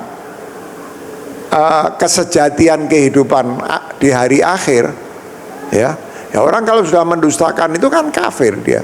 Kalau kafir di dunia dia nggak bahagia, ngitung uang terus, lihat saldo tabungan terus, ya akhirnya stres, uangnya banyak, keluar dikit aja sudah stres, gitu. Nanti di akhirat juga nasib yang kurang baik. Jadi kita semua ini sebagai orang tua, ini saya menasihati diri saya juga ya. Selalu saya kalau ngomong gini menasihati diri saya. Orang tua jangan sampai secara tidak sadar, itu kalau dalam dunia pendidikan namanya hidden curriculum. Ya, hidden curriculum itu disuruh bersaing terus menyisihkan orang. Yang tersembunyi di situ apa? Yang penting itu nasib kamu, nasibnya orang lain nggak penting. Itu hidden curriculum dari kompetisi sekolah unggulan dan lain sebagainya itu. Jadi kepada anak-anak kita, kepada cucu kita, kepada tetangga kita, ya Allah SWT tidak bilang dan tidak memberi makan orang miskin, bukan. Kan ayatnya bisa dan tidak memberi makan orang miskin, tapi ayat itu mengatakan dan tidak saling mendorong untuk memberi makan kepada orang miskin. Artinya apa? Kita harus bersama-sama bahu-membahu, bukan hanya bersedekah, tapi terus mengembangkan dan merawat, meningkatkan kultur untuk berbagi ini. Itu mungkin sedikit tambahan. Oke, itulah tadi penutup juga di talk show ini. Tepuk tangan untuk 3 orang narasumber kita. Ada Pak Lukman, Habib Hussein Ja'far dan juga Kak Haidar Bagir. Semoga talk show ini semakin membuka hazanah kita ya, mengenai bagaimana pentingnya bersedekah, dan tidak hanya itu juga semakin membuat kita semangat untuk saling berbagi, tentunya khususnya juga ke Amal Her Yasmin habis ini ya. Oke, saya Maria Lizia Hasni mengucapkan terima kasih atas partisipasi dan atensi dari Bapak Ibu sekalian. Dan tentunya sebentar lagi kita akan berbuka puasa. Kami menyediakan berbuka puasa di sini. Untuk itu selamat menikmati. Wabillahi taufik wal hidayah. Wassalamualaikum warahmatullahi wabarakatuh. Sampai jumpa.